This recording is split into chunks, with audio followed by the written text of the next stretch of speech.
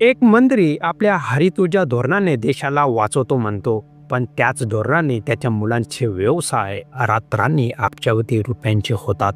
Petrol महाग होते, शेतकऱ्यांचे धान्य स्वस्तात विकले जाते आणि फक्त एका कुटुंबाला फायदा होतो. ही फक्त कथा नाही, हे नितीन गडकरींच्या मुलांचा इथेनॉल घोटाळा आहे, ज्यातून 500 कोटींची कमाई, 27% नफ्याची वाढ आणि देशाच्या खाजगीकरणाची खरी तस्वीर समोर येते. आज मी तुम्हाला सांगतो हा घोटाळा कसा झाला, कसा घडला, कसा फुलला आणि का हे उघड होणं आवश्यक आहे.